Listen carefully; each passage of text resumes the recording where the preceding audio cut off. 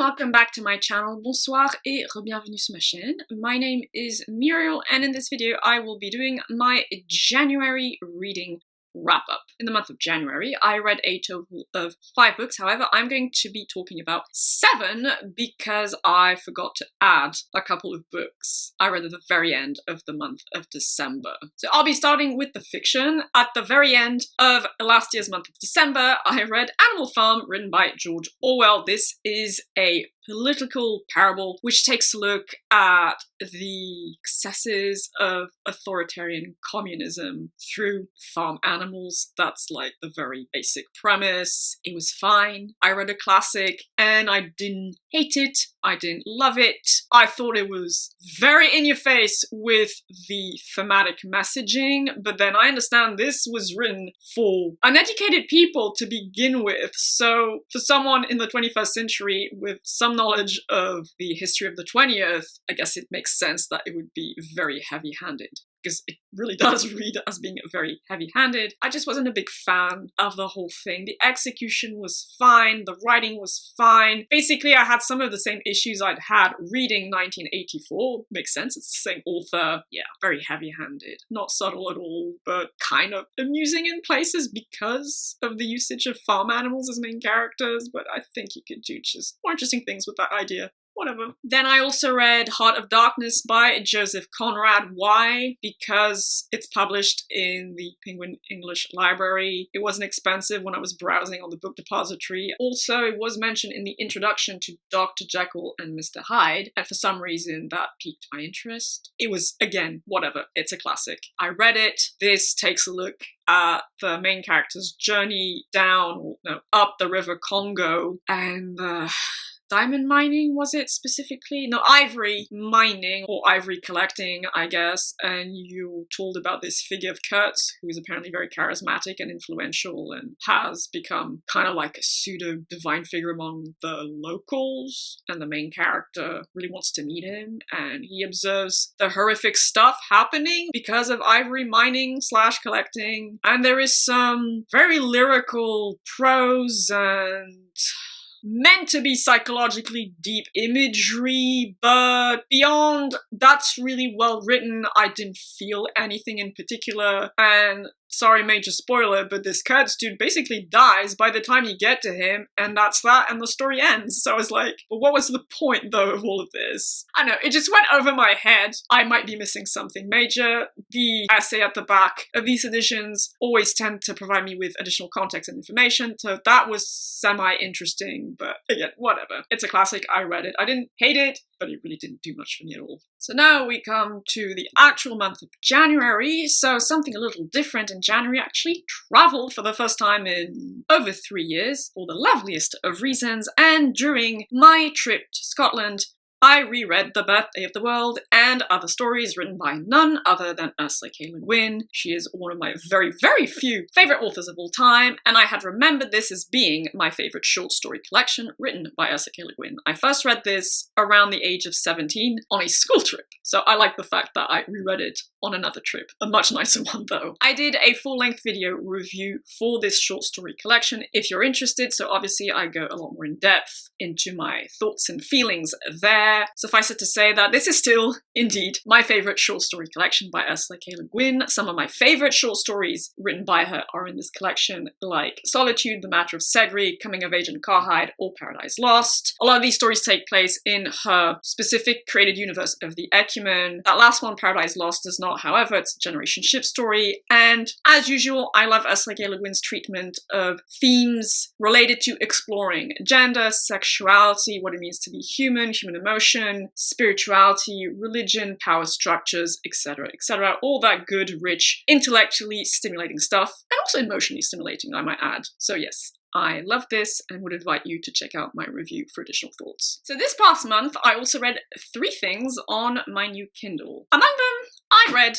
Macbeth, written by good old William Shakespeare. Now, I'd never read a William Shakespeare play before. I'd only read his sonnets. I didn't have any particular intention of ever reading any of his plays, really, but Macbeth so happens to be my partner's favourite play. I was in Scotland with him. Macbeth takes place in Scotland, so I thought, well, you know what? Just to feel that extra bit of connection, I'm going to read his favorite play. Unfortunately, I didn't really like it. It had a couple of things working against it from the outset. One, I don't really like reading plays. I like to see plays performed at the theatre. I didn't enjoy reading plays in my French literature classes in secondary school. However, I like going to the theatre with my school to see plays written by Molière. Musset was it. I saw Waiting for Godot with the school and I really enjoyed that. So, live performances of plays, good. Reading plays, meh. And it's just not the type of story I particularly vibe with. I found the introductory essay interesting. It gave me much needed context for some of the themes being developed in the play. I liked the witches because witchcraft is one of my things. I liked the setting of Scotland. I liked the time period, but I don't really care for stories which center heavily on revenge or guilt or accessing power. However, I enjoyed talking about it with my partner and I enjoyed watching, well, it didn't really work for me either, but in retrospect, I now enjoy more the 2015 movie adaptation we saw together of Macbeth. And the thing is, once again, I really feel I should have encountered Shakespeare at school, in secondary school, with an English literature class. But I didn't because I went to school in French in a francophone country. So I just feel like I'm missing that wider cultural embracing context around Shakespeare. I just approached this play pretty coldly out of the blue. I mean, not entirely because I read it because of my partner, so it had meaning in that sense, but otherwise, yeah, just not ideal conditions, really. And whilst, yes, I enjoyed a lot of the language, the rhymes, and some of those expressions which have now become just part of the English language, I'm not inclined to check any other Shakespeare play out in book form. On the stage, at the theatre, that would be perfectly fine. I read Macbeth very quickly, and after that, I read The Prime of Miss Jean Brodie, written by Muriel Spark. And yes, I know it's childish, but I still find it very amusing that I read a book written by someone with the same first name as me, because my first name is extremely rare to encounter in media and culture, especially at my age. No one in my generation has my name. Anyway, moving on. So I read this very short novel of contemporary literary fiction. It tells the story of Miss Jean Brodie, this primary school teacher who takes a specific intense interest in a group of her female students because she teaches at an all-girls school in the 1930s, I believe, between the two world wars. And she is a bit of an, I don't know if eccentric is the right word, but she's an independent, free spirit. She does things the way she thinks is best and doesn't necessarily follow a set path, at least if you place yourself back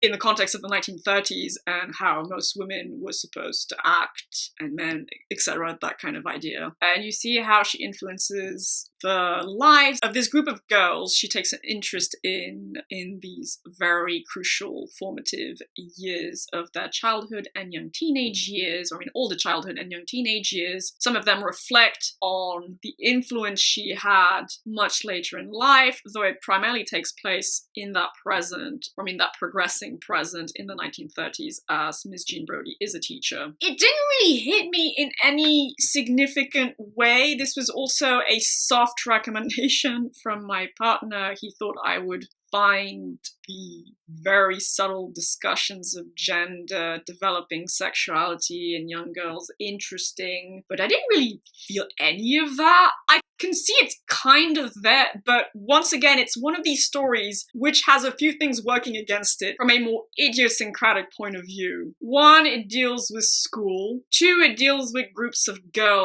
female friends, and I just, 9 times out of 10, I don't relate to that at all. I don't like being reminded of school years.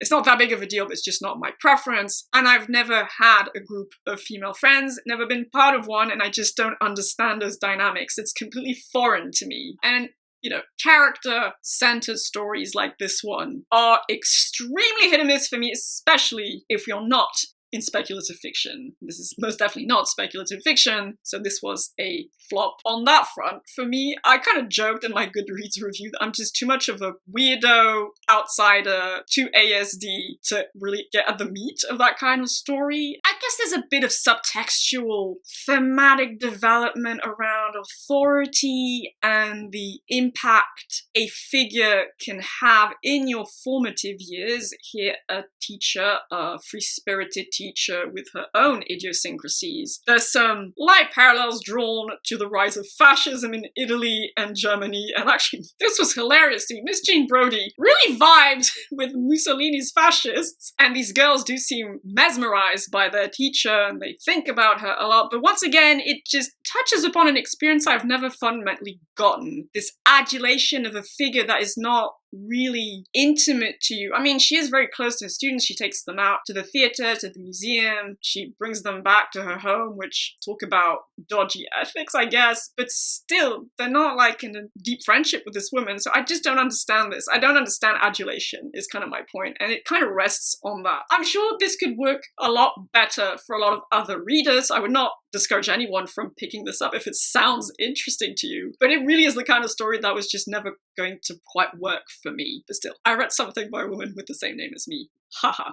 And then this last week, I read Finch, written by VanderMeer. This is the third and final book in the looser, in my opinion, ambergris trilogy. I read the first two books in that series, that trilogy, last year. They would be City of Saints and Madmen and Shriek and Afterward. I have a review for both of them if you're interested. And of course, I wanted to read Finch as well, but for whatever reason, it just wasn't available for purchase. I looked, and I either had to spend a ridiculous amount of money for a secondhand copy, or you just couldn't get it from the usual sources. But it was republished. The entire trilogy was republished, and I'm semi-miffed that I now have non-matching editions, but it's fine. This is actually quite a nice one, though I'm not a super big fan of the texture of the cover paper, whatever. Finch, the way it's written is a bit different actually from the first two books. It's less overtly beautiful prose. It's meant to be written in the fashion of a noir novel. It is, on surface level, a detective story, and it does take place chronologically after the first two volumes. In fact, there are direct references to book two, which I loved. I always love that kind of thing. And it's probably my least favorite of the three, if I'm being perfectly honest. However, it gave a satisfying conclusion to the overarching story, which is always something I want. And I found the story engaging enough, creepy, oozy, and weird enough for my taste. Mushroom people, and all that good stuff. If you want to know more, I invite you to pick these books up. I really enjoyed reading two different, though not entirely dissimilar, takes on a fantasy city as a main setting character concept, which you have with the Baz Luhrmann novels written by China Miéville and the ambergris ones written by Jeff VanderMeer. I read the first two ambergris novels last year, and I read the Baz Luhrmann novels last year as well, so it was really a lot of fun to have these two cities in my mind as I was going through, well, Baz Luhrmann, because I read those books after ambergris, and now I finished the ambergris series. Just, if you want weird urban fantasy, basically, do pick these two series up. They are similar in some ways, quite different in others, but oh, delicious, delicious weird fiction. Finally, this month, I read one book of non-fiction. I read The Soul of an Octopus, written by Montgomery. Don't really know the background for the author. I think, based on what I read about her throughout the book, she's a journalist specializing in anthropology, animal behavior, things like that. She certainly seems very passionate about animal behavior and connecting to non-human animals. The Soul of an Octopus is basically half a memoir and half a non-fiction treatise about cephalopod intelligence, well, specifically octopus intelligence, octopus emotionality, octopus consciousness, question mark. It's one of these books about animal behavior and animal being that isn't human and which I always relish, except this time it's about the octopus, an invertebrate, a very different kind of animal from what I usually read about, which would be birds primarily and sometimes mammals. That being said, I am a big fan of cephalopods. Per this t-shirt, I do tend to prefer squid, but I freaking love this book, basically. I gave this 4 stars out of 5 and 8.5 out of 10, mixing in science and lovely personal anecdotes about relating to a non-human animal, also talking about the kinds of people interested in octopuses, the kinds of nerds I can just intrinsically relate to. There was a lot about human beings that I actually, surprisingly enough, enjoyed in this book, because there is a strong memoir aspect the author really places herself at the center of this narrative, but then never deviates too far from actually talking about octopus science, some of the data from some of the world's experts on this subject. Then she both interacted with octopuses in an aquarium and in the wild. So it's a pretty thorough overview of that relatively niche subject. I just gulped it in. It was delicious to me. I learned a lot of new things about octopuses I didn't know before. And there were a lot of very moving moments about the friendships, the emotional bonds you can create with non-humans. And that stuff always gets to me hard. In fact, I'm not gonna lie, I cried at some bits of this book. It just really touched me and also reminded me of my own deep soulful relationship with a non-human animal. It's very well written in that respect, just interweaving the exact right amounts of personal anecdotes, scientific data. There's a bit of speculation, but not too much. You can disagree with some ideas and still think about them with an open mind. My only real pieces of criticism are that at times I thought it lagged a bit. I thought it was a bit too long in some places. It could have been perhaps shortened just a wee bit. And I do think one question in this book gets brushed under the rug a bit too quickly. It's that of capturing wild animals to bring them to aquariums. There's this whole discussion about there being ambassadors for animals in the wild, and the species the author interacted with the most is not endangered, so that made me feel a lot better. But still, if they are so intelligent, so sensitive, so soulful, is it right to kind of take them out of the natural habitat to live in a big yes, but still an aquarium tank? I'm not saying there's a right or wrong answer. I mean, some people have very strong opinions about this. I'm on the fence about it overall, but I wish there'd been a bit more discussion about this, because it's a worthwhile discussion, especially when you're talking about such fully aware, fully conscious, higher non-human animals. It's not necessarily a comfortable discussion by any means, because I would love to interact with an octopus in an aquarium the way the author did, but at the same time, you can't really ignore the ethical questions attached to this. Otherwise, just a brilliant non-fiction book / memoir about relating to a non-human species and exploring a non-human species' emotions, intelligence, self-awareness, and things like that. Would highly, highly, highly recommend it.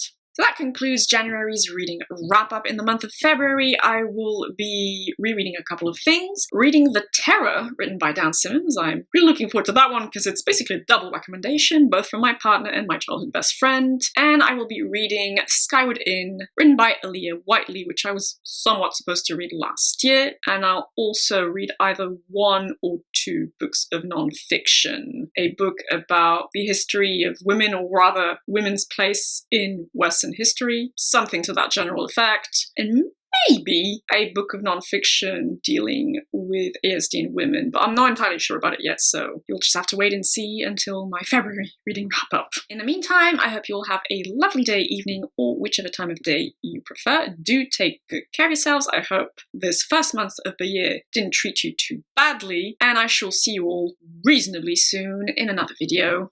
Bye-bye!